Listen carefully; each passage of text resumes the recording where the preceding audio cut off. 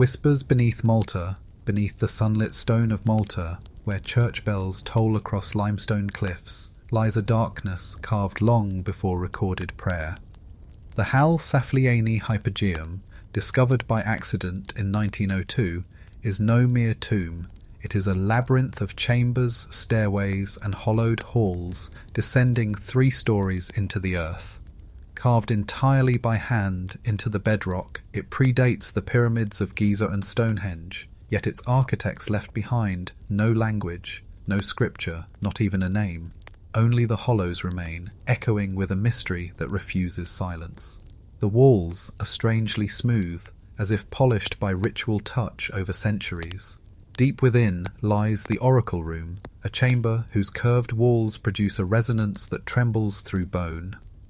A single spoken tone, especially a male baritone, reverberates through the entire complex at precisely 110 hertz, enveloping the listener in what scientists now call the resonance effect. Some modern visitors report dizziness, visions, or the fleeting sense of another presence exhaling from the stone. It is tempting to dismiss such experiences, yet generations of cultures have assigned sacred meaning to places where voice vibrates against earth. In the early 20th century, before strict supervision, a school group toured the Hypogeum. 6 children reportedly wandered off into a forbidden passage. They vanished. Search parties combed every chamber, every alcove, but no trace emerged. A local Maltese paper claimed faint cries were heard from deep within the sealed burrows days later. The story was retracted, officially labelled fabrication.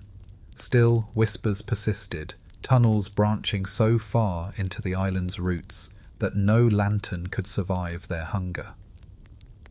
Mainstream archaeology offers modest suggestions. The Hypogeum served as a necropolis, a city of the dead supporting over 7,000 burials. Red ochre spirals painted O, and the walls may signify rebirth or protection in the afterlife. Yet the bones found inside, broad-browed skulls with unusual elongation, sparked the fringe belief that something not entirely human was once interred here. The skulls, once photographed in museum archives, vanished sometime in the mid-1900s. Some blame misplacement, others mutter secrecy. We must be cautious with myth, but legends of subterranean choirs, of guardians draped in ochre, possess a persistence history cannot easily bury.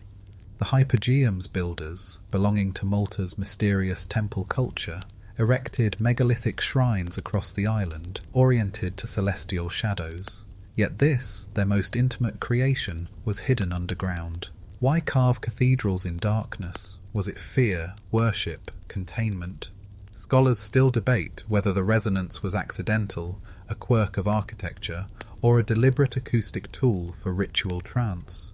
Could a chant, amplified through stone, alter consciousness? Would initiates descend not to mourn the dead, but to unshackle the mind from flesh? No definitive inscription remains, no mythology to decode intention. Yet standing in its stillness, one feels an undeniable pressure, as though stone itself remembers the footsteps of those who walked deeper and deeper, trusting the darkness to reveal what the light could not. The Hypogeum does not shout its secret, it hums it, waiting for ears tuned to origins older than speech. Tartaria's forbidden tablets. In 1961, in a modest Romanian village called Tartaria, archaeologist Nicolae Vlasa unearthed 3 small clay tablets, baked by time rather than kiln.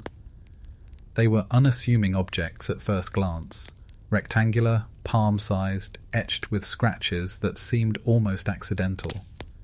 Yet upon closer study, the marks bore eerie resemblance to proto-writing, pictographs, symbols, and sequences arranged with deliberate intent. The soil that preserved them was dated to around 5300 BCE, centuries earlier than Sumer, long before Egypt's earliest glyphs. If authentic, they represent the oldest writing known to humankind. One tablet depicts a horned animal beside a tree-like shape. Another displays ordered rows of crosses, chevrons, and what appear to be tallies. Most puzzling is a circular tablet pierced with 3 holes, covered in signs that mirror those found later in Mesopotamia. Such implication shook academia. Could the Danube basin, far from the Fertile Crescent, have birthed literacy independently, or worse, did a forgotten culture precede every cradle of civilization we recognize? Vlasser himself believed they were ritual objects linked to the Vinča culture that thrived along the Danube. The Vinča left figurines, dwellings, tools, but no known written tradition. Critics countered swiftly. Perhaps the markings were decorative, symbolic, no true script. The debate ignited a scholarly rift that burns quietly even today. Without a decipherable language, the tablets reside in a realm between artifact and anomaly. Compounding their mystery, the tablets were allegedly fired after discovery to preserve them, potentially destroying vital clues, such as whether they were originally hardened by flame or naturally dried. Conspiracy-minded voices whisper of intentional obfuscation, of inconvenient relics that rewrite timelines being hastily neutralized. Romani and archives offer little clarity. Access to the originals is strictly controlled. Beyond academic corridors, fringe theorists propose more dramatic origins, relics of an Atlantean diaspora, survivors of a primordial flood, or remnants of a priestly class whose symbols later migrated into Sumer. It is easy to dismiss such speculations, yet a quiet unease persists among earnest researchers. How could such complex abstraction emerge in Neolithic Europe, isolated by thousands of miles and centuries from Uruk or Kish? When displayed beside other Vinča artifacts, figurines with almond eyes and elongated heads, the tablets provoke deeper questions. Was this culture, flourishing around 5500 BCE, more advanced than we credit? They built homes on platforms, engaged in long-distance trade, and crafted intricate ceramics. Why not record? Why not dream through symbol? Scholars still debate whether the markings were linguistic or ceremonial, whether the Vinča sought to catalogue the world or to commune with it. No Rosetta Stone exists to translate these scratches into story. They remain like thoughts frozen mid-utterance, a whisper caught between worlds. Modern linguistics has tried comparison, Sumerian proto-cuneiform, Linear A, even the Indus script. Nothing matches cleanly. Too old, too alien, too brief. Perhaps they are nothing, or perhaps they are everything. A shattered preface to our collective memory. In museums, visitors glance briefly before drifting to golden treasures. Few linger on the humble shards that threaten chronology. Yet those who do often report a strange sensation, that the symbols are not unknown but half-remembered, as though seen in dreams just before waking.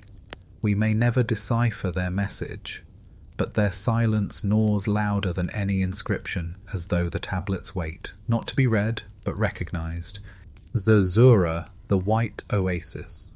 Across the blistering expanse of the Libyan desert, among dunes that shift like living tides, whispers speak of a hidden kingdom known as Zerzura, the White Oasis.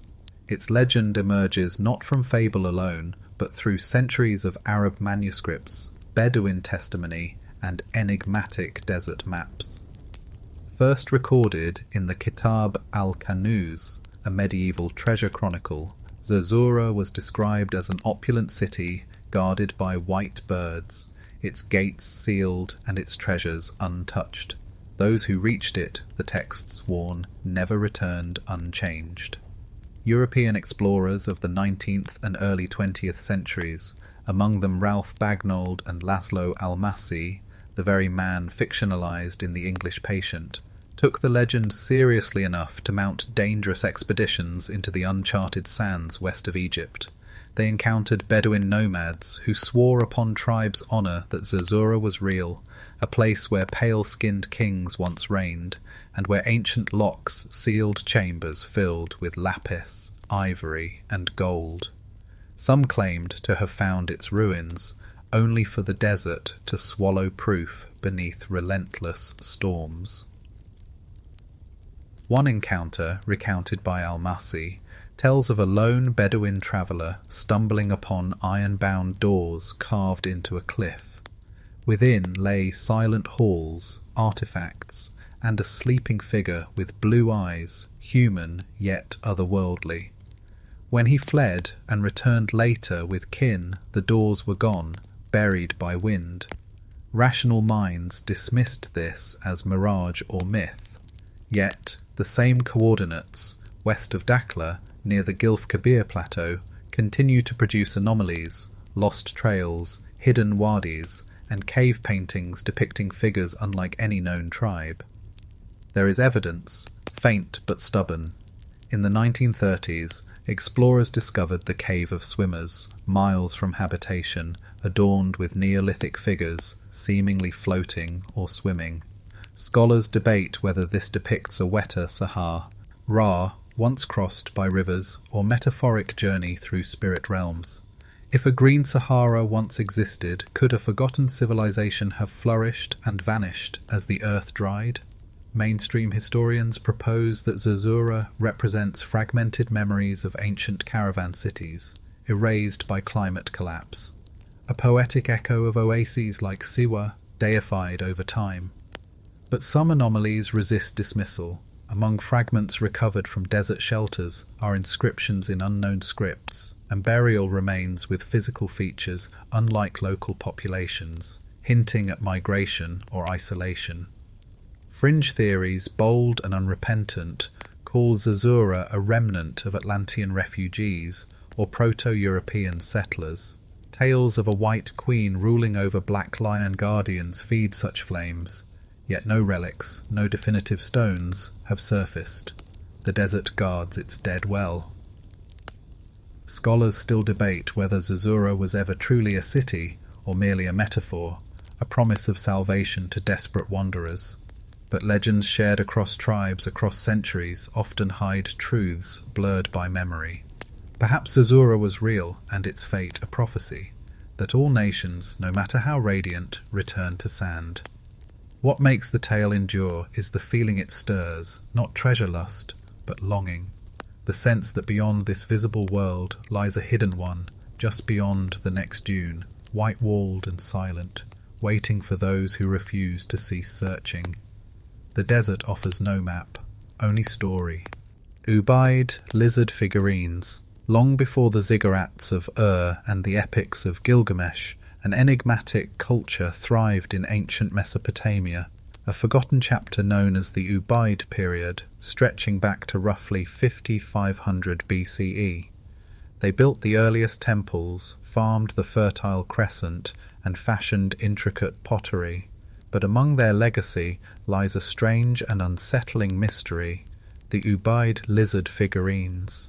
Carved from clay, sometimes carefully adorned, these small statues bear unmistakably humanoid bodies, with elongated skulls, almond-shaped eyes, and distinctly reptilian heads. Discovered primarily at archaeological sites like Al-Ubaid, near modern-day Iraq, these figurines often appear in poses of authority, seated on thrones, holding sceptres, even nursing infants. Some wear helmets or diadems, others robes marked with patterns. These are not crude idols. They are deliberate, stylized portraits of something or someone, but of whom? Mainstream archaeologists suggest they may represent deities, ancestors, or mythic figures common in early religious practice. Yet, unlike any known Mesopotamian god, these figures lack inscriptions, temples, or accompanying mythology.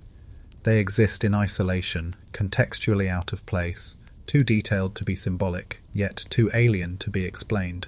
Some bear wounds or surgical-like incisions, as though documenting beings of flesh rather than imagination. Fringe researchers proposed darker interpretations that the Ubaid encountered or invented non-human entities, a race of serpent kings entwined with creation myths across the world. The motif recurs: Nagas in Indian lore, the serpent bearers of Mesoamerica, the feathered gods of pre-dynastic Egypt. Were these merely archetypal expressions of fear and power, or could they derive from a singular ancient thread, a memory older than writing? Curiously, these reptilian figurines vanish from the record as Mesopotamian civilization advances. Sumer arrives, priests emerge, gods are named, cuneiform is etched, and the lizard people disappear. No reference, no mention, no mythologies point backward to them. It is as though a belief system or a bloodline was erased. A singular figurine discovered in Ubaid strata depicts a female reptilian figure suckling a similarly reptilian infant. This intimate scene unnerves even seasoned scholars. Such detail implies familiarity, reverence, or lineage. Why would early humans sculpt their gods nursing offspring like themselves, unless they blurred the distinction between worship and memory? Scholars still debate whether these figurines represent mythology, ritual, or something more existential. Suggestions range from shamanic trance visions to misinterpreted deformities. But even within academic circles, the question lingers: why reptilian? Why so precise? Attempts to decode symbolism through comparative myth lead down shadowed corridors. In many cultures, the serpent is wisdom, rebirth, danger, or royalty. Yet here, the serpent is anthropomorphic, enthroned, a ruler, not a monster. Is it coincidence that later Sumerian myths speak of Enki, god of subterranean waters, often depicted with serpentine traits? Or that oldest Sumerian kings, the Apkallu, were said to be half-divine beings who emerged from the abyss? We may never bridge the silence between clay and meaning. The Ubaid left no words, only eyes, unblinking, ancient, reptilian. When one gazes into their carved pupils, a peculiar sensation persists, that these figures are not asking to be interpreted, but remembered. The Green Children of Woolpit. In the gentle countryside of 12th century Suffolk, England, where wheat fields sway beneath church spires, a peculiar tale was recorded, one that refuses to fade into folklore. It tells of two children, a boy and a girl, discovered near the village of Woolpit, not by cradle or caravan, but emerging from a wolf trap pit, dazed and trembling. Their skin was faintly green, tinted like willow leaves, and their clothing was woven from an unknown fabric.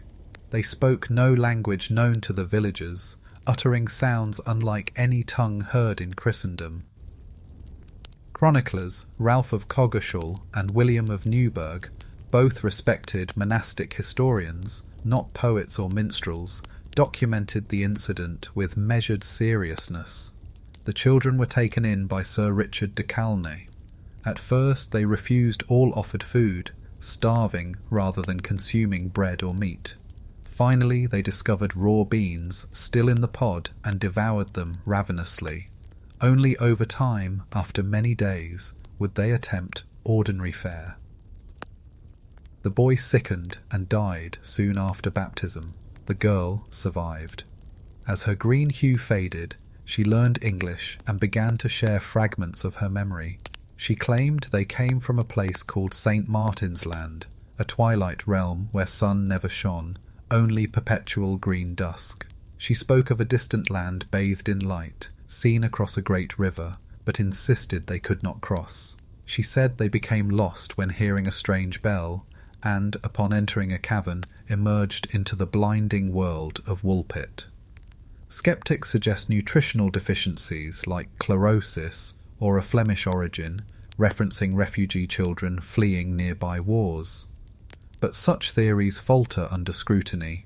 Flemish children would not speak a wholly unknown tongue, nor wear garments alien to English weave. And what of the boy's immediate death? Not from violence but shock, as though his blood belonged to another realm.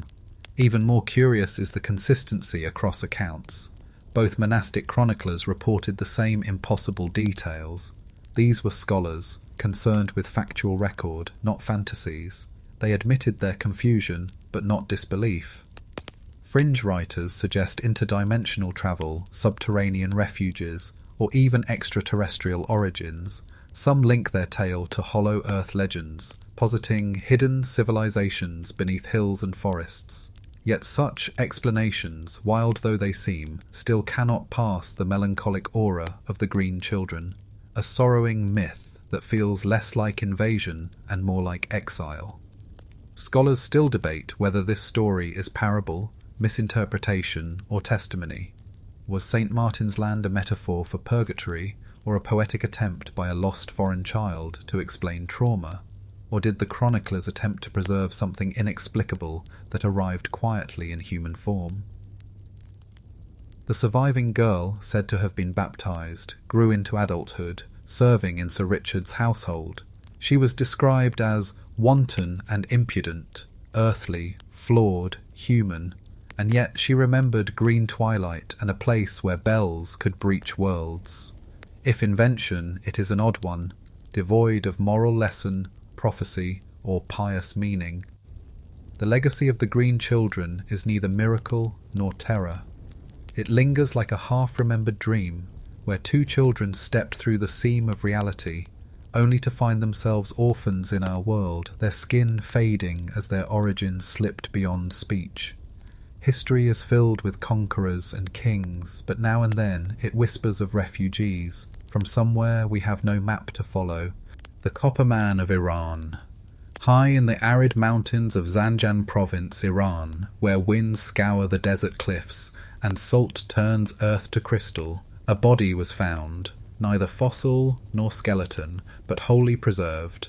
He became known as the Salt Man or the Copper Man, a man entombed by accident in a salt mine nearly 2,400 years ago. But this was no ordinary miner. Around his neck lay jewellery. At his waist, a finely crafted dagger. His leather boots remained intact, his hair and beard still clinging to his skull, frozen mid-breath by salt's unrelenting grasp. Discovered in 1993 at the Cherabad salt mine, he initially appeared a tragic labourer, yet further finds followed, 6 individuals in total, each mummified by salt's antiseptic embrace. Their preservation was so complete that stomach contents, clothing fibres, even blood vessels persisted. But one among them stood apart, the Copper Man, adorned with ornaments and accompanied by tools no miner would wield. Beside him lay a copper axe of exquisite make, too ceremonial, too symbolic. Was he buried with honours or trapped in ritual? Signs of blunt trauma mark his skull. Some speculate fatal cave-in, others suspect execution or sacrifice. Most startling is the unusual positioning of his limbs, arranged as though set deliberately after death. If accidental, why was a body so meticulously composed, and why was such a high-status individual within a mine at all? Radiocarbon analysis placed their deaths between the Achaemenid and Sasanian periods.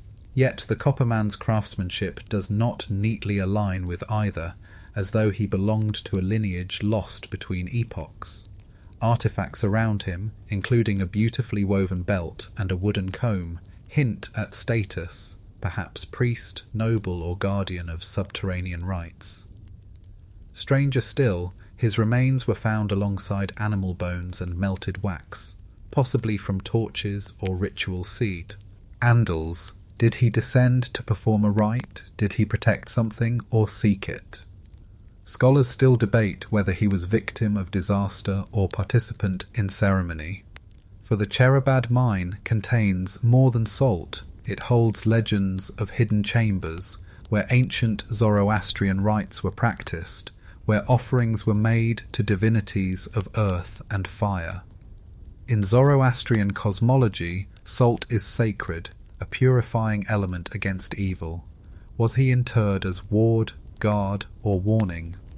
Local law, passed quietly among villagers, speaks not of miners but of watchers, those who walked into the mine to ensure something below remained undisturbed. Stories tell of the one who was sealed, entombed so that he may never rise, his copper blade a key no one must turn. In modern labs, forensic teams analyze his frozen gaze, hoping medicine will reveal fate. But science cannot explain why, only how. His beard is red, braided in foreign style. His boots, reinforced with fur, speak of distant journey. No record in Persian annals mentions him. He entered the mine nameless. He left it immortal. As exhibitions debated whether to display him, a chilling question arose. Was it right to unseal his tomb? One archaeologist, after handling his remains, remarked on a faint scent of resin or iron or blood, a sensation, fleeting but undeniable, that the copper man was never meant to breathe our air again. Some mysteries are carved in stone, others lie in salt, staring back at us, asking through silence, who will bury me once more? The Wedge of Aiud. In 1973, near the banks of the Mureș River in Aiud, Romania, construction workers unearthed an astonishing find. 3 buried objects, 2 mastodon bones and a third anomaly, a metallic wedge shaped like the head of a hammer. The bones were dated to at least 10,000 years old, possibly older. Yet the metal object, encased within the same strata, baffled all who examined it. It was composed of an unusual aluminum alloy, an element not smelted until the late 19th century. How did such a material come to lie beside Ice Age remains? The object, roughly 20 centimetres long, bore deep weathering, suggesting immense age. Some surfaces were smooth, almost machined. Its composition included 12 distinct elements, with aluminum making up the majority, an impossible feat, since isolated aluminum did not exist in ancient metallurgy. Mainstream researchers questioned contamination or misplacement, but lab testing insisted. The patina covering the wedge matched its surrounding sediment, implying it had indeed lain undisturbed for millennia. Was it a modern tool lost by a miner, perhaps a fragment of farming equipment? Such explanations were offered, only to collapse under the weight of forensic scrutiny. Its shape resembled a foot or landing skid, akin to parts of modern aerospace design. Some even compared it to fittings used on spacecraft landing gear. Too speculative, some argued. Yet the form resisted easy categorization. It was not ornamental, not weapon, not agricultural. The find was quietly transferred to a museum in Transylvania, where it remains largely inaccessible, rarely displayed, and often omitted from collections. The official stance describes it as likely a fragment of modern machinery, inadvertently mixed into older deposits. Yet no record of such machinery exists from excavation logs. Workers insisted it came from deep sediment untouched by modder, an intrusion. Speculation naturally spiraled. Some theorists cited O-parts, out-of-place artifacts, suggesting evidence of lost civilizations with advanced technology.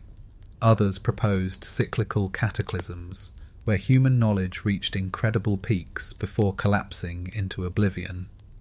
The boldest invoked extraterrestrial contact, pointing to legends of sky visitors found in Carpathian myths, who gifted or retrieved thunder tools.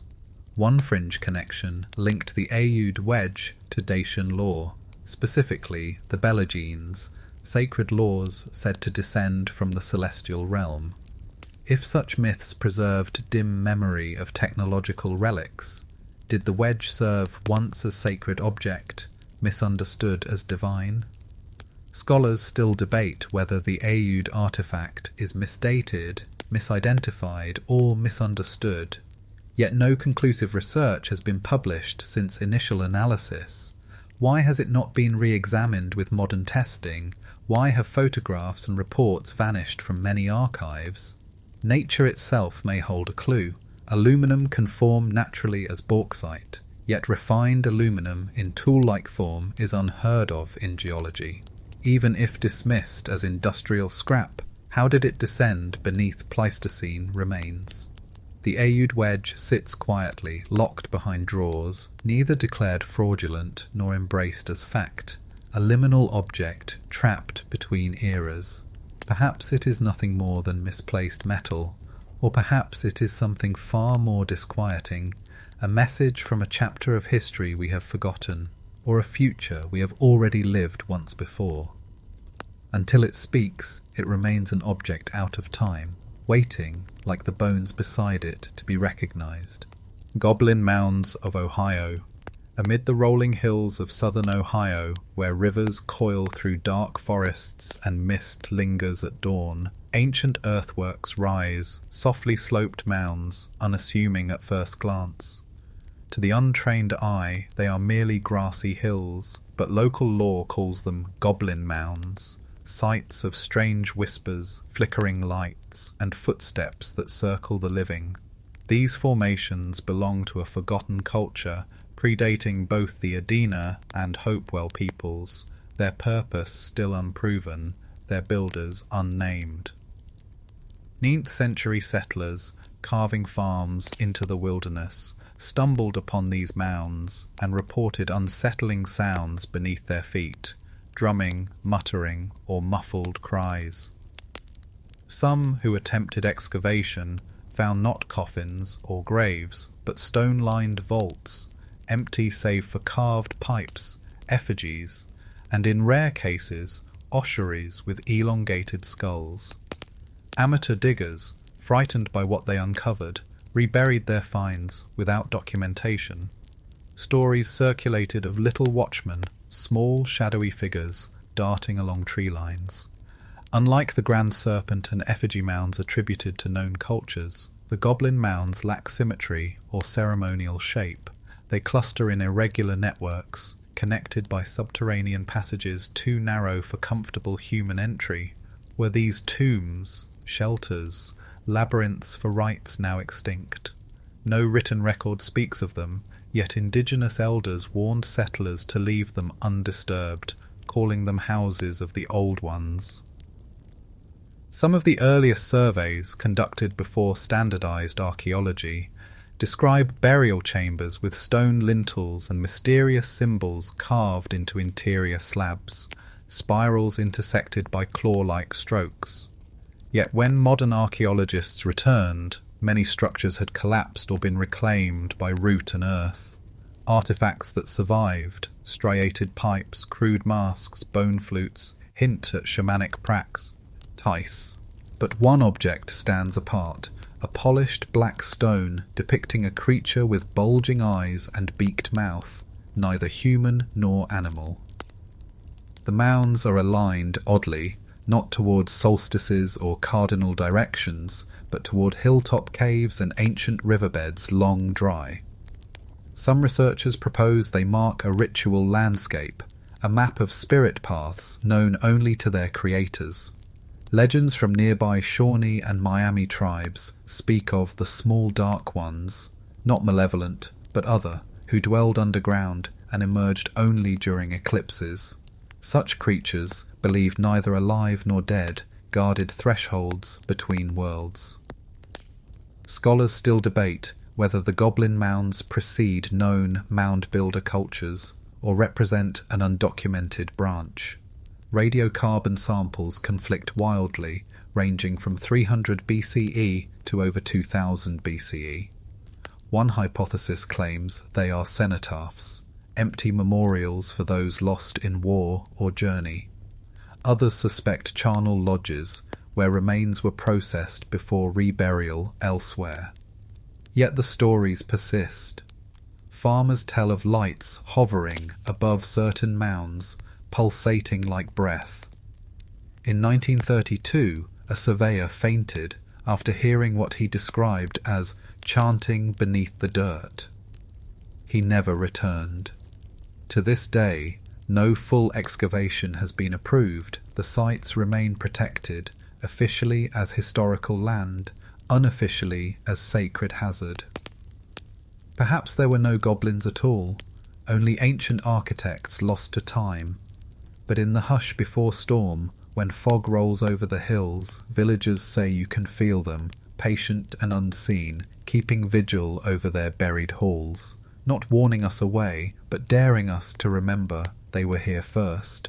Pyramids of Nubia, south of Egypt's famed Giza Plateau, beyond the first cataract of the Nile, lies a kingdom once as powerful, as ancient, and yet far more enigmatic, Nubia, the land of Kush.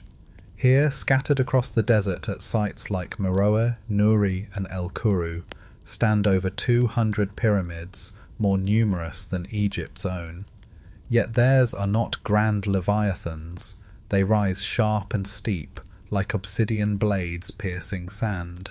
Smaller in base, taller in angle, they cast shadows like warnings.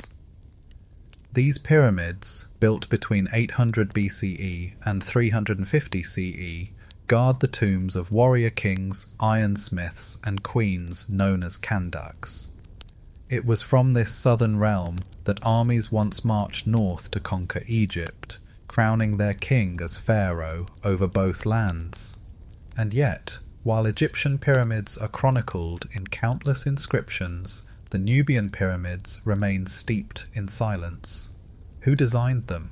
Why so many, and why so different? Excavations reveal labyrinthine burial chambers beneath. Remains are interred with golden amulets, horse trappings, and weapons bearing inscriptions in the mysterious Meroitic script, a language still largely undeciphered.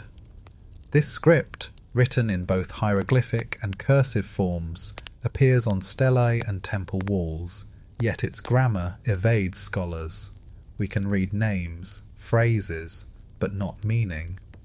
The civilization left us writing, but no key.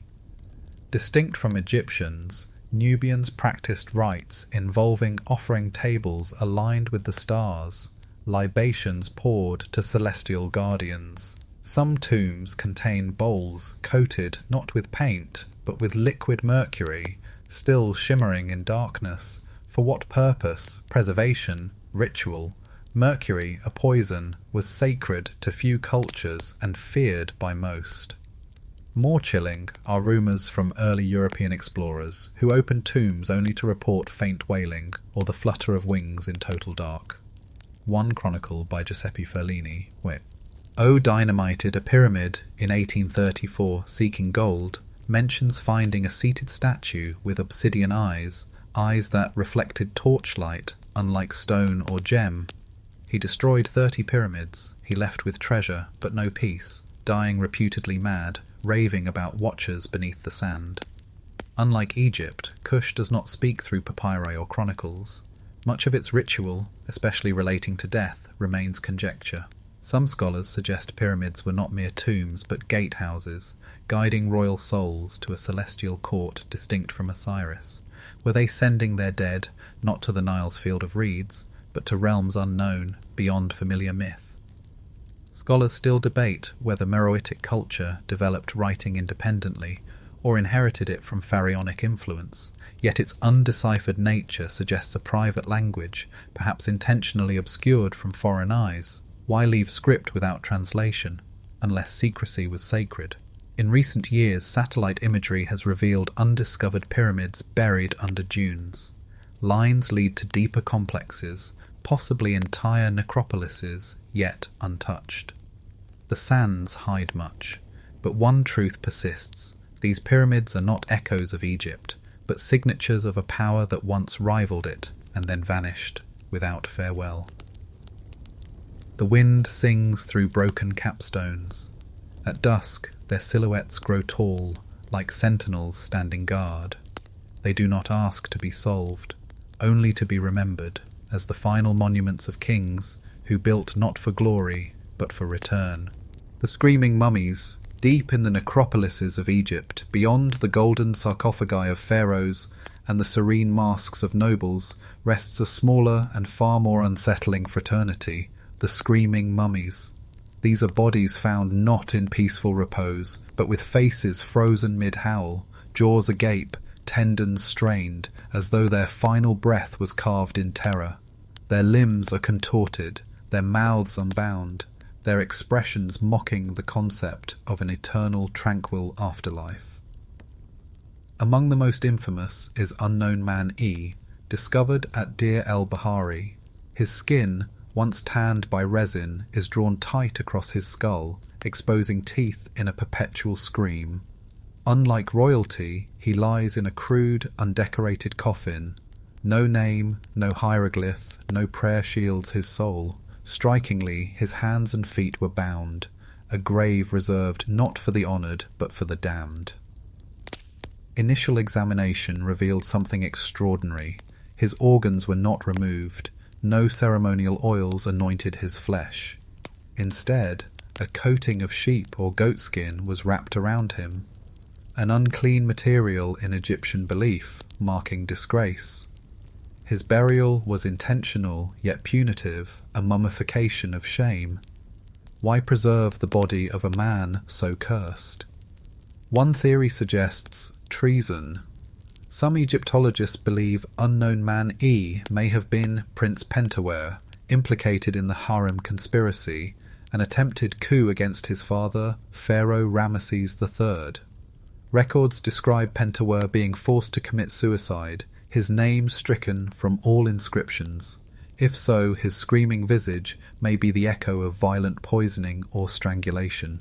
But he is not alone. Other screaming mummies have surfaced. Men, women, even youths, all bearing expressions of agony. Some show evidence of poisoning, others display dislocated jaws as if pried apart.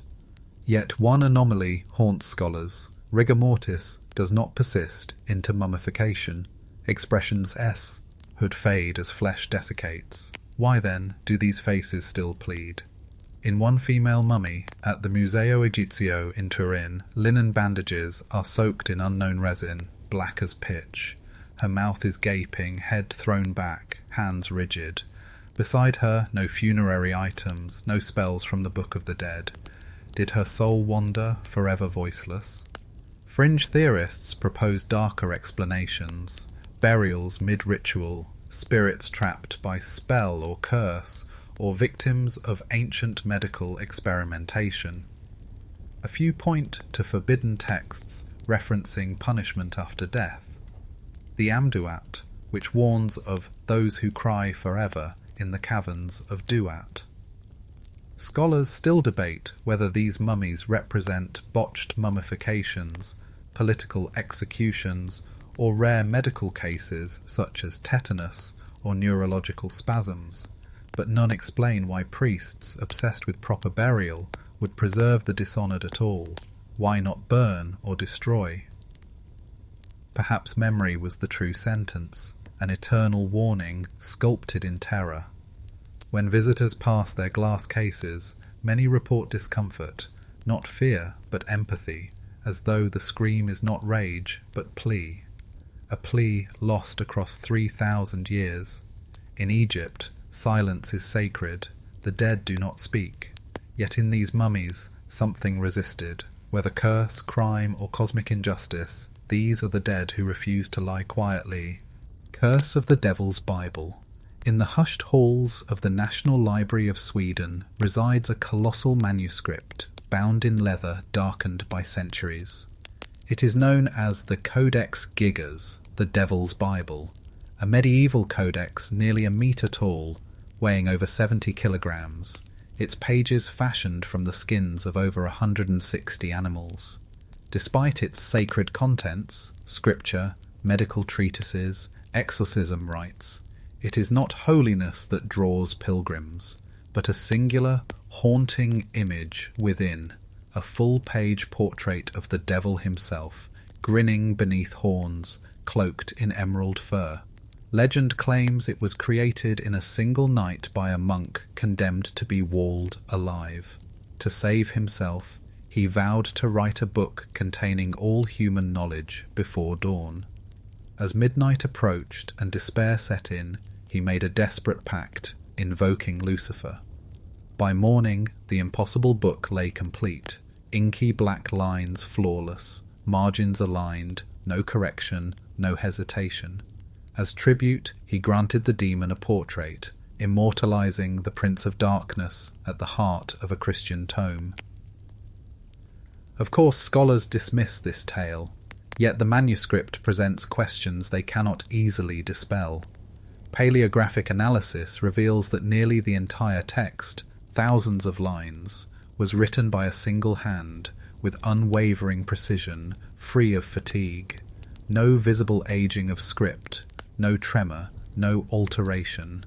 To complete such a work would require over 20 years of daily labour. Yet the handwriting never changes, not even subtly. Who was this scribe? Forbidden texts reside within. Alongside the Vulgate Bible lie medical recipes for treating possession, lists of penitential sins, and a chronicle of Benedictine history. Some pages were excised deliberately, stories lost, as though deemed too dangerous. A few describe conjurations, invoking names not found in orthodox liturgy. Worse still are anomalies in ink analysis. Some pages cohid, contain trace minerals inconsistent with the region, as if ingredients came from distant soils. Folios bear scorch marks, yet no library fire was recorded. Medieval owners tried to destroy it more than once, believing it cursed, yet each attempt failed, halted by disaster or death. Emperor Rudolph II, who prized occult knowledge, locked it away after reporting whispers when turning its pages alone. In 1648, during the 30 Years' War, the book was seized by Swedish forces from Prague. Transporting it required an entire wagon. Legend claims the wagon overturned near a river, yet the book was found resting safely upon an unbroken stone, untouched by water, while soldiers drowned. Afterward, it was stored under lock, consulted only by those granted rare permission. Scholars still debate whether the Devil's Bible was a monastic marvel or an exercise in forbidden craft. Was it a compilation, years in assembly, later bound as one? Or did a single mind, driven by unknown obsession, pour itself wholly into 620 parchment leaves? The Codex Gigas remains intact, its devil staring outward with eyes neither mocking nor menacing, merely waiting. Some visitors insist they sense unease, as if observed in return. Others hear nothing, but all agree, to turn its pages alone is to feel profoundly accompanied. Perhaps it is not cursed, perhaps it is simply unfinished, its scribe's pact ongoing, its final words yet unwritten. Oracle of Delphi's hidden voice.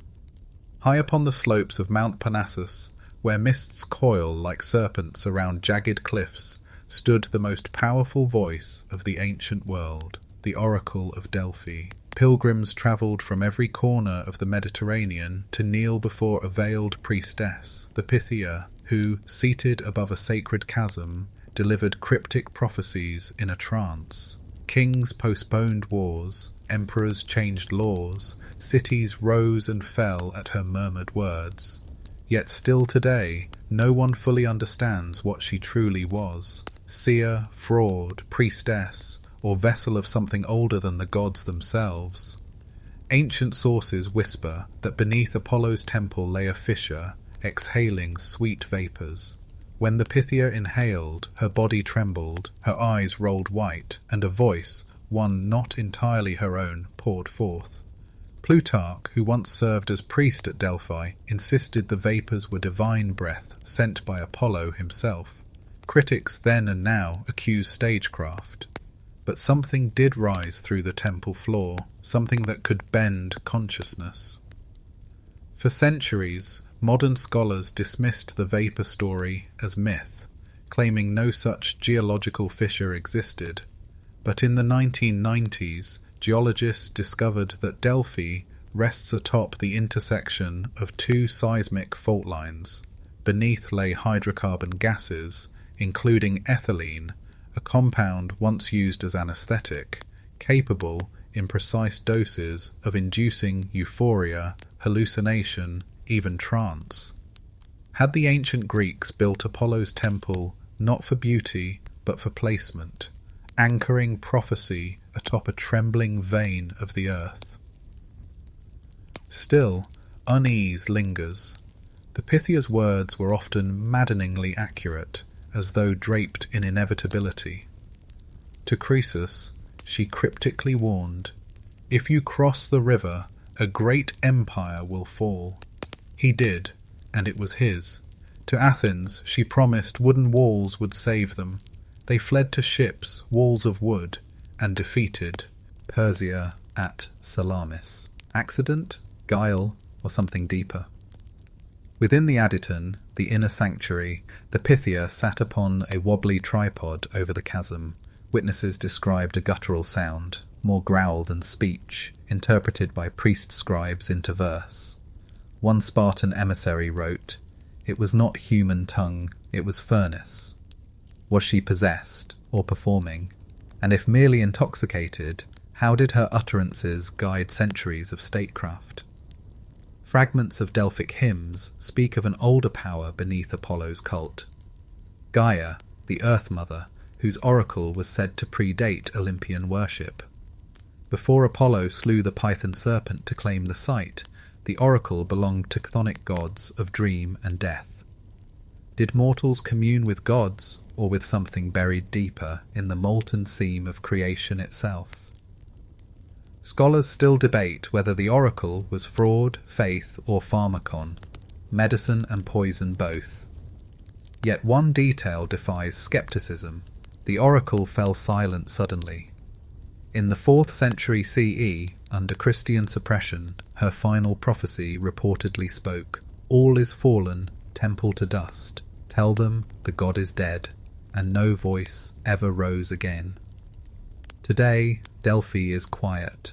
Tourists tread cracked marble, no vapour stirs, yet some who stand at the temple's heart report a shiver, an invisible tremor, like breath upon the ear, as though the buried fisher still inhales, waiting for someone to listen once more. Bog bodies with noose and runes. In the mist-laden bogs of northern Europe, Denmark, Ireland, Germany, lie some of history's most haunting relics. Bog bodies, human remains preserved with chilling perfection by peat and time. Their skin, though darkened to leather, still bears wrinkles. Their faces, though sunken, retain expression. Some even keep stubble, fingerprints, braided hair. They do not rest like honoured dead. They linger like interrupted lives. Among them are those most puzzling, the hanged and bound, discovered with ropes around their necks, limbs twisted, mouths sealed not by mummification but by final breath.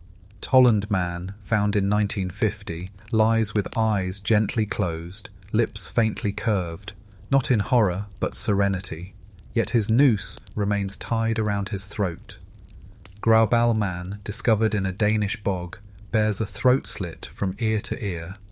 Others show crushed skulls, broken bones, ritual wounds. Why preserve violence? Archaeological analysis reveals ritual deposition. Many were not merely executed, but offered. Their stomachs contain last meals, porridge, seeds, sometimes mistletoe. Some were blindfolded. Some wore woven bands decorated with knotwork that echoes early rune symbols. Though most predate known runic alphabets, scratches on nearby artifacts, stones, combs, talismans suggest proto-writing, perhaps prayers or curse marks. These were not criminals cast aside. They were placed deliberately, carefully curled, positioned at boundaries between land and water. To the Iron Age peoples, bogs were liminal zones, doorways to realms unseen. Did they send these souls as messengers, or did they seal something away? One body, the so-called White Girl, was found with half her head shaved, a woolen band choking her neck.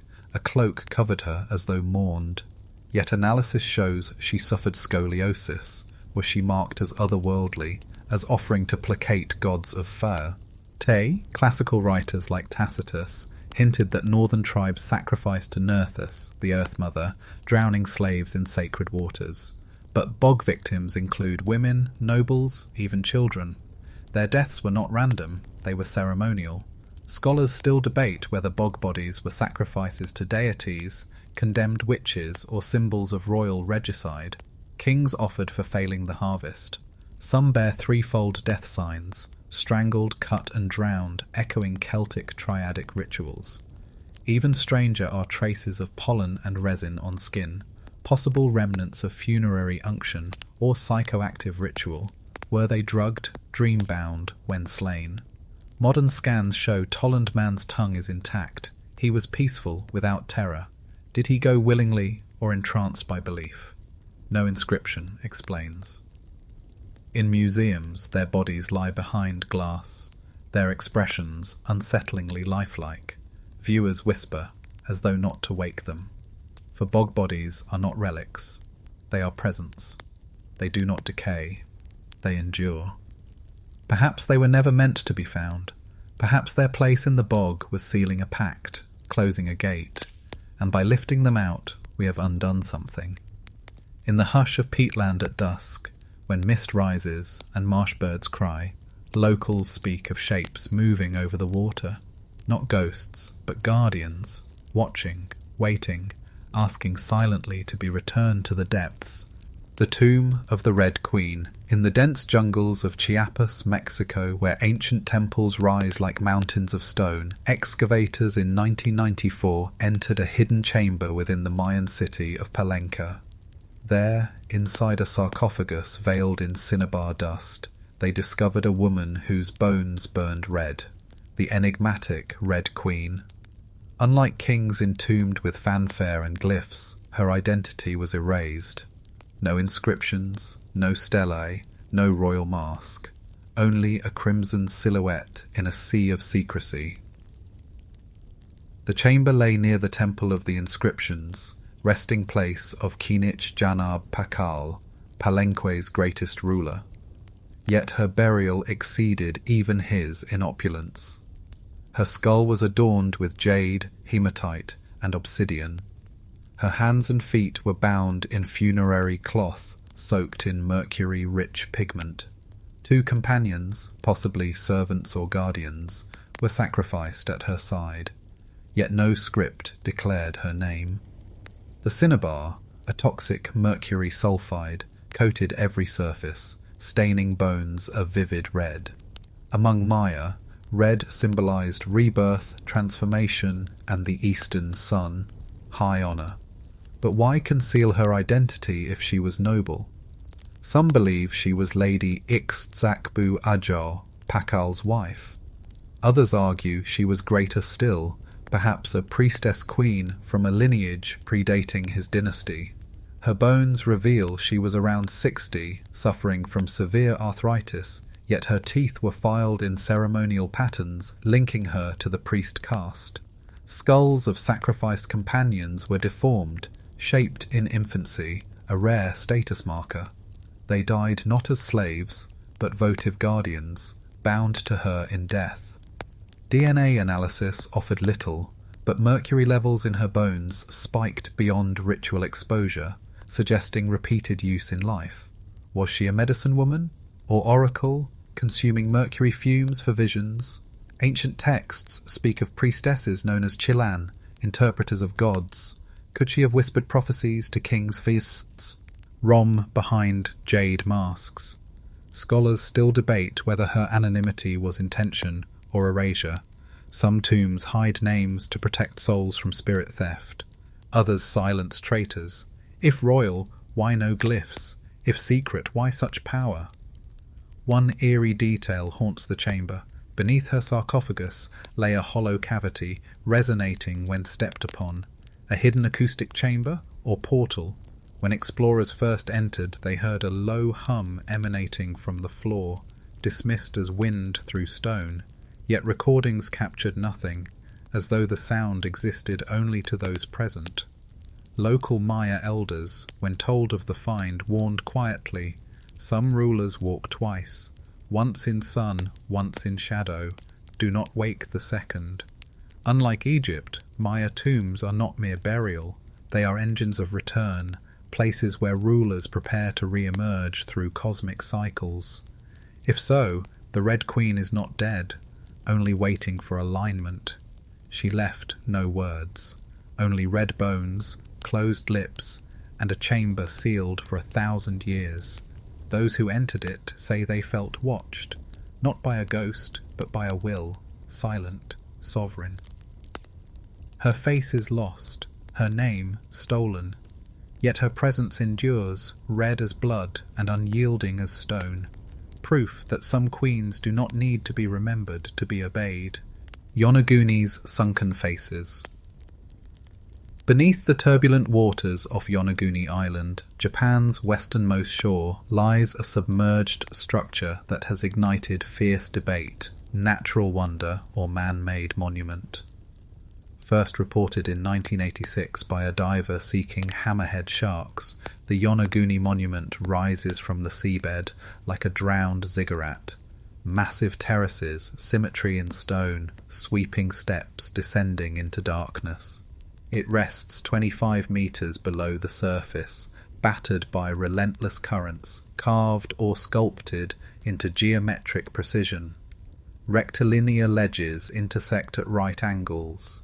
Platforms span dozens of meters. A central staircase, perfectly proportioned, climbs toward what appears to be a grand platform.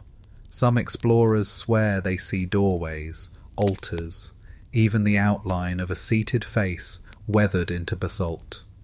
Others dismiss it as pareidolia, human tendency to find meaning in void. The sea, after all, is an architect of patience. Geologists argue it is entirely natural, the product of tectonic uplift and erosion. Yet skeptics ask, why do so few coastlines bear such mathematical form? Marine archaeologist Masaki Kimura claims to have identified tool marks, post holes and quarry remnants. He mapped what he believes to be a road stretching from the main formation and a carving of what resembles a turtle, sacred in Ryukyuan myth as a guardian of worlds. Radiocarbon dating is impossible. Basalt reveals no age, but if constructed, it must predate the last glacial melt over 10,000 years ago, when sea levels were 100 meters lower. That would place Yonaguni in a Paleolithic epoch, before known Japanese civilization, before pottery, before agriculture, a time when humans were thought to wander, not build. Scholars still debate whether Yonaguni is a geological rarity or evidence of a civilization erased by flood. Some propose an Ice Age culture akin to Plato's drowned Atlantis. Others link it to Mu, the mythical continent said to sink beneath the Pacific. Fringe or not, the structure's presence unsettles certainty, especially given nearby underwater stone structures at Karama and Okinawa. Divers report unease, as though watched. One explorer described hearing a low vibration, like chanting, carried through stone. Local fishermen call the site Isaki, the ruin, and avoid it. Elders speak of kaijin, sea people, who built cities before the islands rose. Currents often shroud the terraces in swirling sand, but on rare days, when waters clear, the monument stands in stark relief, sharp, deliberate, monumental. Too perfect, some insist, for chance. Too alien, others reply, for man. Perhaps it is both, a natural foundation, refined by unknown hands, or a warning left by those who knew that land is temporary, but stone remembers. When the sea reclaims our cities, will future minds debate the skeletons of concrete and steel, wondering if nature alone could shape such lines? Yonaguni offers no guidance. It simply rests, neither confirming nor denying, an edifice caught between earth and myth. In its silent depths, we glimpse our deepest fear, not that we are alone, but that we are late. Kokino Sky Observatory. High in the Osogovo Mountains of North Macedonia, where clouds drift close enough to touch, lies a windswept plateau littered with stones arranged not by chance but by calculation. This place, known as Kokino, was long dismissed as a mere heap of volcanic rock, until researchers realized its jagged spires align with celestial events. At over 3,800 years old, it may be one of the world's oldest observatories, a throne of stone built to measure the skies. Terraced platforms, carved seats, and shallow notches etched into the ridge point toward the rising sun of the summer solstice, the moon's extreme setting, and constellations once sacred. From the stone throne, a seated observer can witness the sun emerge between monolithic outcrops as though birthed by Earth itself. This was no accidental vantage, this was a theatre for heaven. Its discovery in 2001 baffled archaeologists. Unlike Stonehenge or Egypt's temples, Kokino bears no formal structure, no blocks hauled from afar.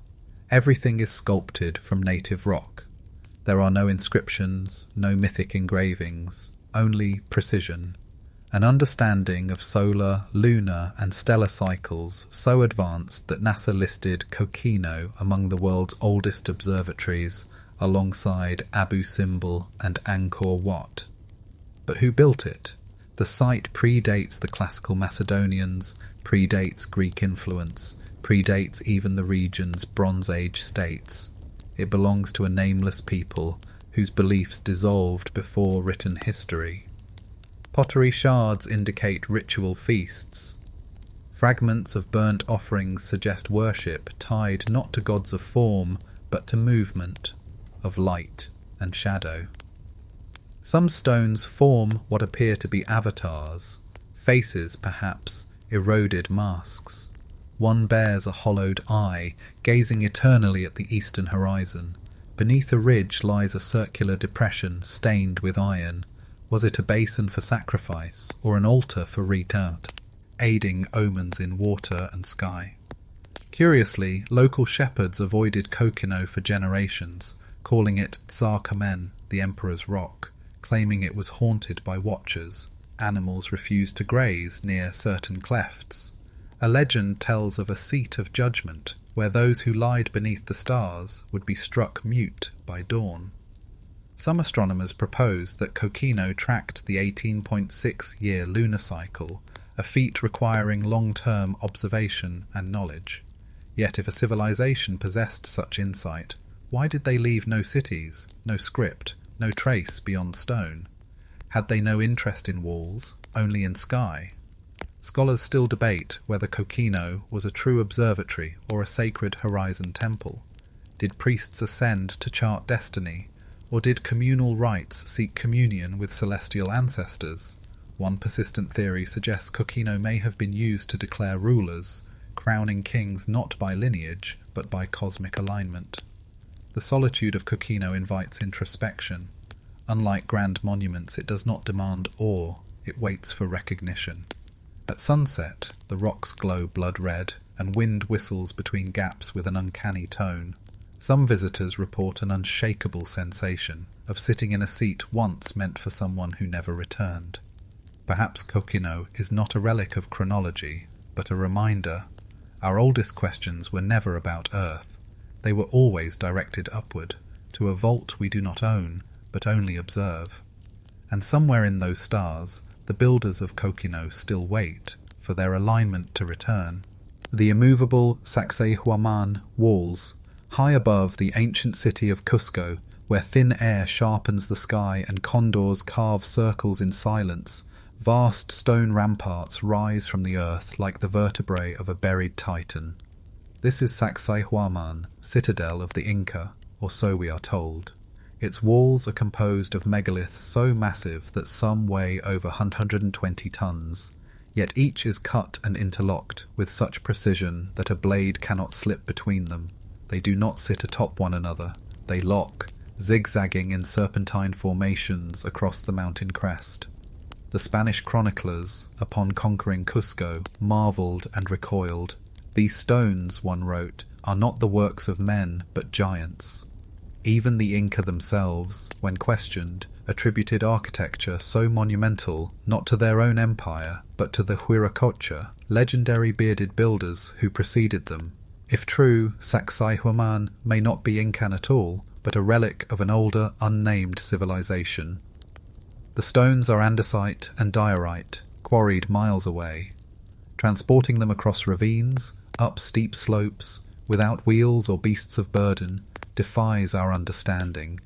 Yet, greater mystery lies in their shape. Each stone is carved not into rectangles, but into multi-sided polygons. 17, 20, even 30 angles, fitted together like a geological puzzle. No mortar, no chisel marks, no tools ever recovered. Astonishingly, the surfaces are slightly convex, a technique that increases seismic resistance. How could pre-industrial builders understand anti-earthquake engineering? Cusco endures tremors, Saksaywaman remains unmoved. Some stones bear enigmatic etchings, serpents, pumas, lightning zigzags. One sector, Rumikolka, contains a stone with 12 perfect angles, revered by locals as a living presence. Another monolith, nicknamed the Mother Stone, stands like an altar, bearing a sheen as though burnished by scent. Tueries of hands or perhaps heat. Legends speak of tunnels below, stretching into Cusco's underworld, where entire halls lie sealed. In the 17th century, a Spanish boy chasing a pet llama vanished through a fissure near Saksaywaman. Only the llama returned, its wool scorched, eyes glazed. Searchers found nothing.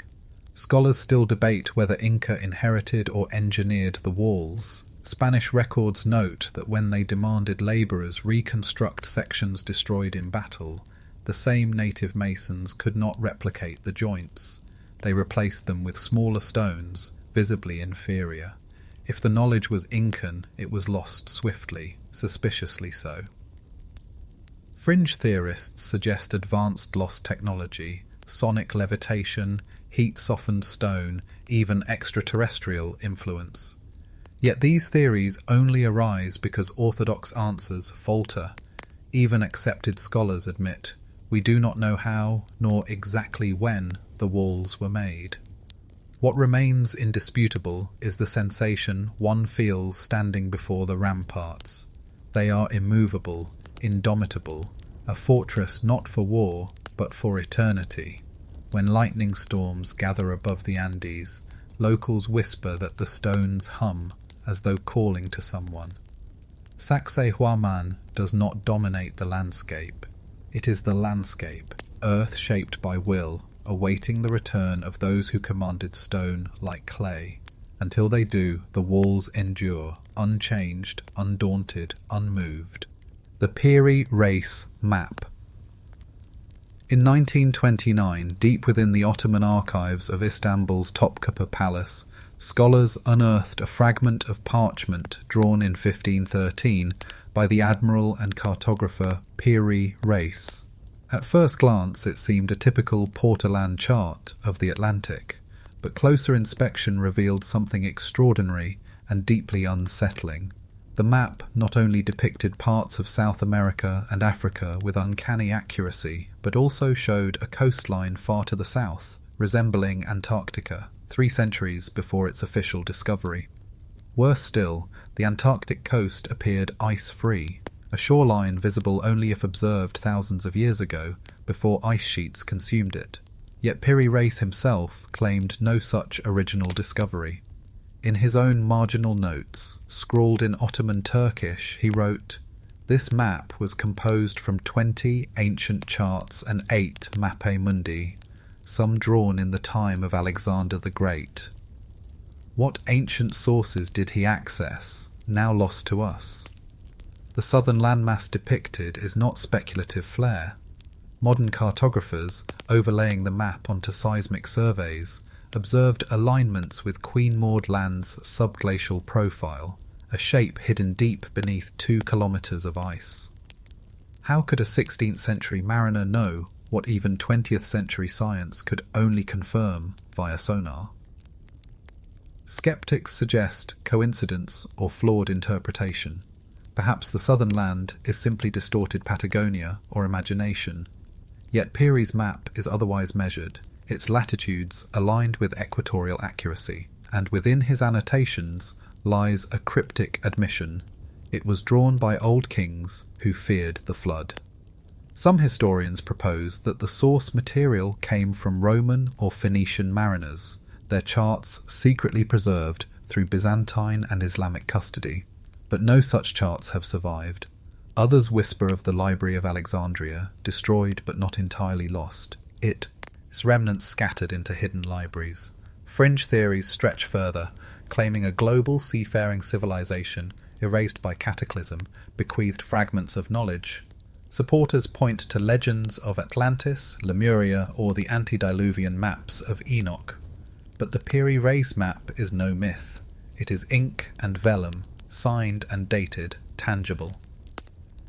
A peculiar note from Piri himself adds unease. These lands, warm once, are now frozen. The continents move as though breathing. A poetic exaggeration, or an echo of prehistoric geologic knowledge. Scholars still debate whether the map reflects lost charts, coastal speculation, or sheer anomaly. Yet they all agree. Someone, somewhere, charted coasts unseen by recorded civilization. The map vanished briefly during World War II, sparking rumours of government seizure. It resurfaced intact, but missing half of its composition. What was erased? What coastlines did the other half reveal? Today it is displayed behind glass, more museum legend than maritime tool. Tourists gaze, unaware they stand before a cartographic impossibility. Only 3 words from Piri's own script linger in scholars' minds. I did not see it. I copied it. From whom? The map offers no reply, only a coastline, traced by a vanished hand calling silently from beneath the ice. Black night in orbit. High above Earth's surface, drifting in silent orbit, a dark object has fueled one of modern history's strangest enigmas, the so-called Black Knight satellite. Unlike fallen boosters or shattered debris, this object appears angular, deliberate, and uncannily stable. First reported by ground-based radars in the 1950s, it has since been photographed by astronauts and captured on surveillance imaging, yet no agency has claimed ownership, nor explained its origin. The mystery began in 1954, when newspapers reported that the US Air Force had detected an unknown satellite circling Earth, 3 years before humanity launched Sputnik. At the height of Cold War paranoia, both Americans and Soviets denied involvement. Radio operators then intercepted odd transmissions, a series of signals repeating in precise intervals, too methodical to be random, yet undeciphered by analysts.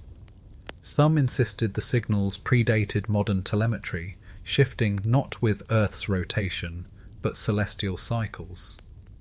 In 1960, tracking stations again detected an object in polar orbit, a path then impossible for human craft.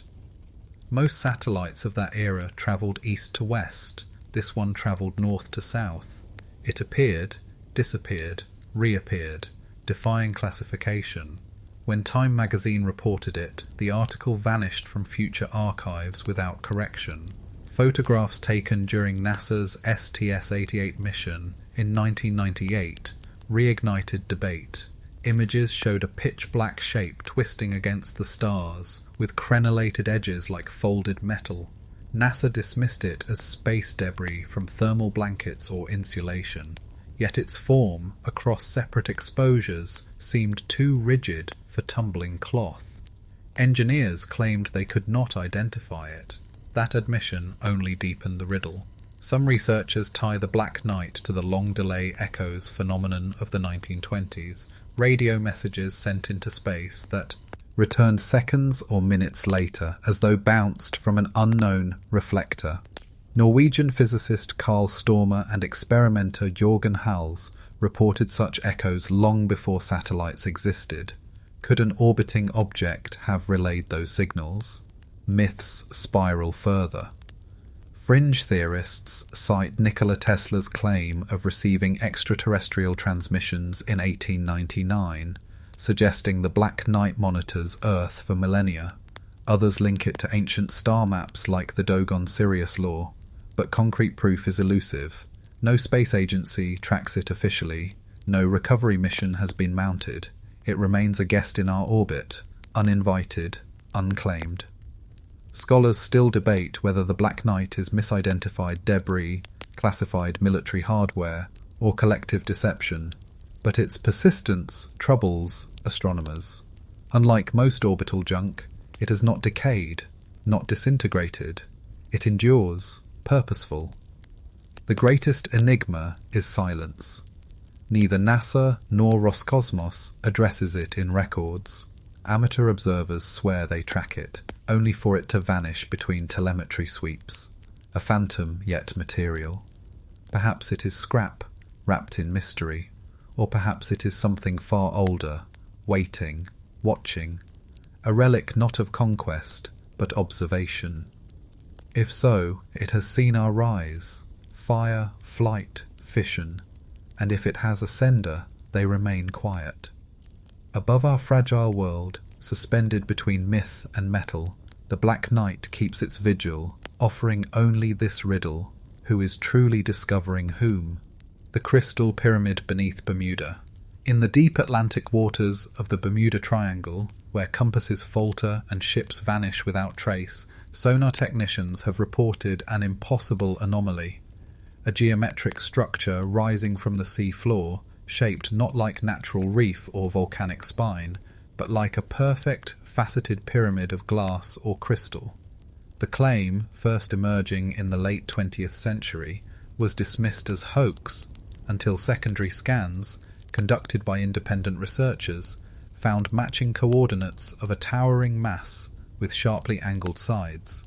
If true, it lies deeper than light can reach, untouched by life, untouched by time.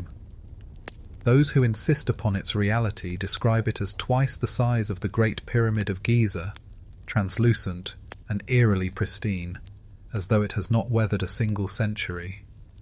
They claim divers approaching it felt a throbbing hum, as if the structure itself were vibrating, alive. Some encountered sudden electromagnetic surges. A few reported voices, indistinct, neither human nor mechanical. Many never returned to confirm their tales. Mainstream oceanographers attribute such sightings to seafloor illusions, collapsed methane domes, volcanic formations, prisma illusions caused by sonar scatter. Yet the Bermuda Triangle has a history of anomalies.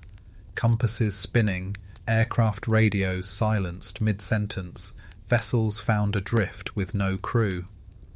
Could a hidden geometric colossus amplify such disturbances?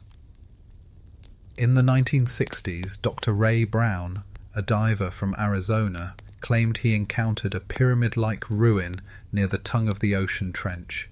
Inside, he reported a metallic rod and a crystal sphere suspended above a pedestal. When he touched it, light flared, without flame, without bulb. Brown returned with the sphere, but upon public demonstration refused to reveal further coordinates.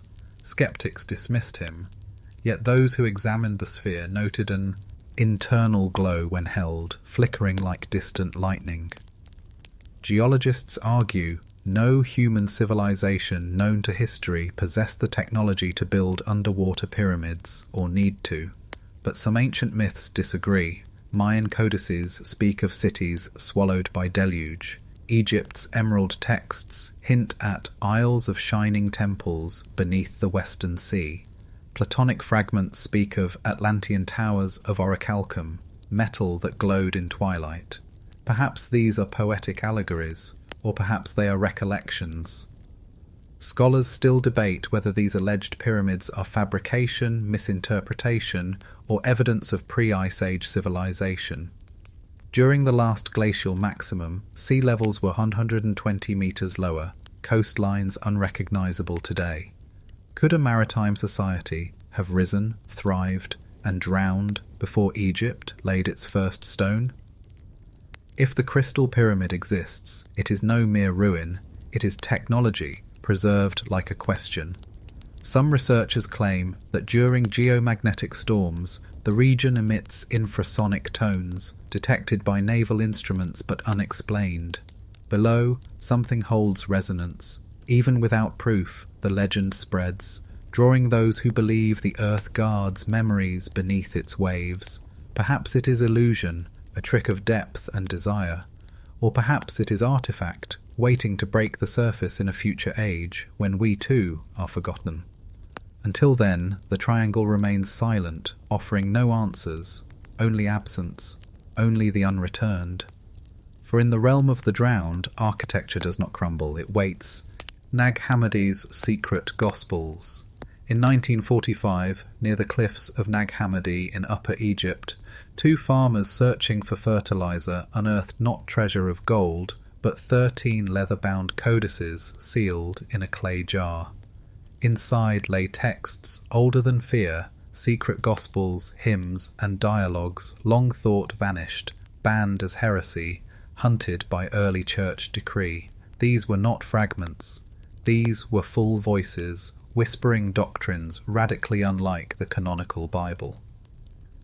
Among them was the Gospel of Thomas, attributed to Christ's twin brother, an idea nowhere seen in Christian orthodoxy. There was no crucifixion, no resurrection, only cryptic sayings. The kingdom is within you and all around you. Split wood, I am there. The Gospel of Philip spoke of sacred union, of a hidden bride. The Apocryphon of John described archons, cosmic rulers who trap souls in material flesh. Most astonishing was the Gospel of Mary, portraying Mary Magdalene not as follower, but as bearer of secret wisdom, questioned and resented by male disciples. These texts challenge the very foundation of institutional faith, suggesting the divine spark resides not in temple or doctrine, but within the self. Buried in the desert, the codices survived only because someone, perhaps a monk of the nearby Pachomian monastery, hid them when Athanasius, Bishop of Alexandria, ordered all heretical writings destroyed in 367 CE. So they sealed them away, returning not to ash, but to soil. Some pages bear mysterious burns, as if ritual cleansing had begun before concealment. Others contain marginal sigils, half Greek, half unknown stars. Carbon dating confirmed their antiquity, yet some scholars claim certain passages feel older still, translations of oral mystery traditions predating Christ. But one codex, known as Thunder, Perfect Mind, reads like a riddle of identity spoken by a divine feminine force. I am the knowledge of my inquiry. I am the silence that is incomprehensible. Who wrote these words, and to whom? Scholars still debate whether these texts represent true early Christianity or speculative Gnosticism, a stream suppressed for denying a single true church. Yet they speak with unsettling certainty about creation, claiming humanity is imprisoned by false powers who disguise ignorance as law, dangerous theology for empires built on obedience. The discovery was nearly lost. The farmer's mother, unaware of value, burned some pages for fuel. The rest were sold piecemeal to dealers. Only through miraculous timing were they recovered, translated, and unveiled, too late to silence. And yet, what of the texts we still have not seen? Some experts insist up to 4 codices remain missing. Others whisper of a book of Set, a revelation of the serpent, sold to a private collector and never reappearing. If Nag Hammadi taught us anything, it is this. History is edited. What survives is not always what was true, but what was permitted. These Gospels were never meant to speak. Now they do. In the dry caves above the Nile, the wind still slips through ancient fissures. Some visitors claim they hear faint chanting, not in Coptic or Greek, but in a voice unshackled, repeating a single message. Know what you are, and the world will tremble. The manuscript of Voyages, Zeno map. In the dim halls of Venetian archives lies a strange and disputed relic, the Zeno map, a 16th century chart attributed to the brothers Niccolo and Antonio Zeno. At first glance, it depicts the familiar Atlantic coasts of Scandinavia, Iceland and Greenland. But further west, it shows something else. Phantom islands, detailed lands with rivers, bays and names in Latin script. Frislanda, Estotiland, Droggio. Places that do not exist on any modern map. More perplexing is that the Zeno map appears to record voyages made not in the 1500s, but in the late 1300s, a century before Columbus. According to a letter accompanying the map, the Zeno brothers sailed under a mysterious prince named Zikmni, reaching unknown western lands populated by advanced peoples. They described temples, walled cities, and a land rich in resources, Estotiland. One sailor, shipwrecked on Droggio, claimed he lived among the inhabitants for decades. Mainstream historians label the map a forgery, arguing Niccolo Zeno's descendants fabricated it in 1558 to claim precedence over Portuguese and Spanish exploration. Yet certain coastlines depicted, particularly Greenland's east, is eerily accurate centuries before such areas were officially charted. Even stranger is a depiction of an island shaped like modern Newfoundland named Estotiland, annotated with mention of a Latin-speaking priest. Some researchers noticed alignment with Norse sagas, especially tales of Vinland. Yet the Zeno map includes more than Norse lore. It shows channels and inlets later confirmed by satellite mapping. How could a forger in 1558 possess cartographic knowledge not rediscovered until the 20th century? The question of Frislanda, a large island south of Iceland, remains contested. It appears on dozens of later maps before vanishing entirely by the 1700s. Was it misdrawn Greenland, a drifting ice maze, ass, or land once existing, then lost? One annotation mentions cities with towers of stone in Estotiland, and inhabitants who knew metalwork but not the wheel. Another references a great king beyond the Western Sea, with whom negotiations failed. Yet no indigenous culture in North America matches these accounts cleanly. Scholars still debate whether the Zeno map is best understood as hoax, confusion, or preservation of lost voyages. Some argue it incorporates fragments of Templar sea charts, knowledge obscured after suppression of their order. Others point to pre-Columbian transatlantic contact, Basques, Venetians, or even remnants of Roman sailors swept west by storm. One haunting theory suggests that the Zeno map records a dying echo, a whisper of lands glimpsed before glacial collapse.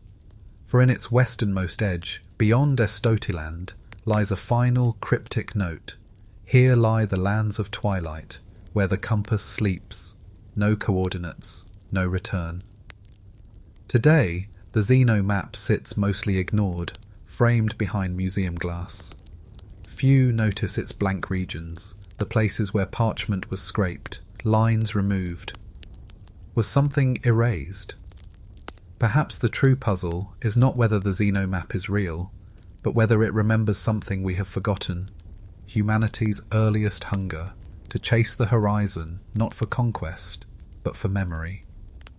And somewhere beyond the paper's tear, a coastline waits, unnamed, unclaimed, unseen. Creeping plague of dancing. In the summer of 1518, on the streets of Strasbourg, a woman named Frau Troffea stepped into the open air and began to dance. Not a jig of joy, nor a ritual circle, but a silent, feverish convulsion, her limbs writhing to music no one else could hear. Neighbours watched with alarm. Hours passed. She did not stop. By nightfall her feet bled.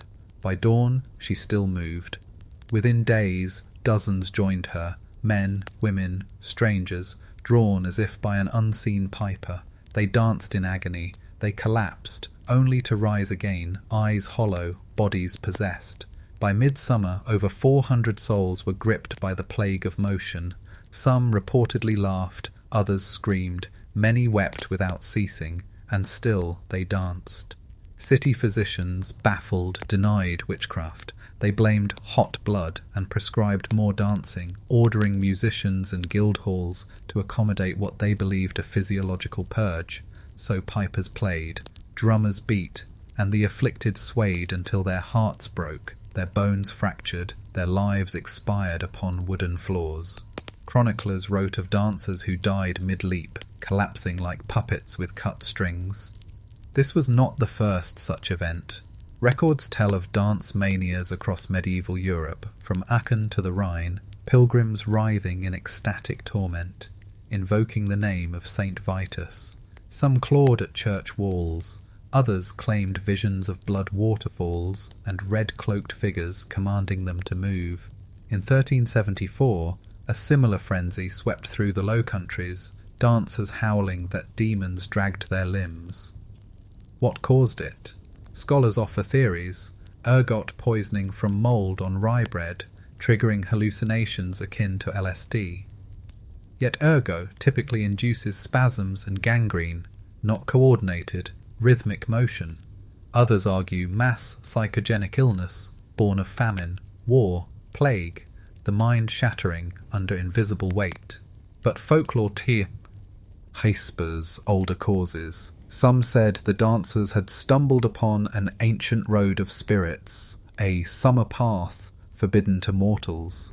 Others believed they echoed the wild hunt, spectral processions of the dead, cursed to wander in perpetual motion. A late account claims a girl, before collapsing, cried, he calls us." She never explained who. City council records reveal something unsettling. Priests begged officials to shut the music. They claimed the dancers were not purging madness, but summoning. Yet civic leaders refused. More music, more motion, more death. By September, the plague vanished as abruptly as it began.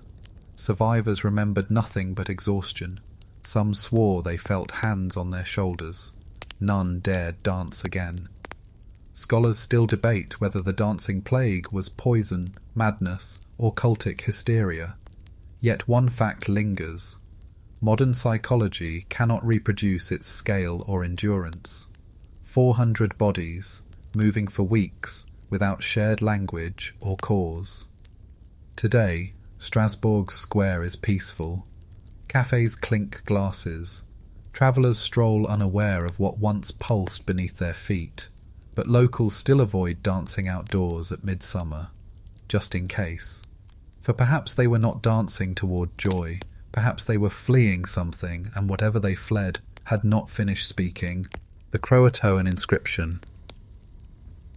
In 1587, a group of English settlers arrived on Roanoke Island, off the coast of present-day North Carolina, to establish a foothold in the New World. Led by Governor John White, they built fortifications, planted crops, and carved a fragile community from the edge of wilderness. 3 years later, when White finally returned from an enforced voyage to England, he found the colony deserted. No bodies, no belongings, no signs of battle or famine, only one word, Croatoan, carved into a post. The settlement's houses had been dismantled, not destroyed. Chests were emptied but not looted. Palisades stood intact, as though abandoned by choice, not crisis. White had instructed the colonists, if danger forced relocation, carve a symbol of distress, a cross. No cross accompanied the inscription. The relocation, if it occurred, was calm, deliberate, final. Croatoan was the name of a nearby island, home to a native tribe friendly to the English. White attempted to sail there, but storms drove him back to England. He never returned. No rescue mission ever reached the island. No further trace of the colonists was found. Later expeditions sought evidence along the coast. They found none. No English graves, no artifacts, no blended settlements.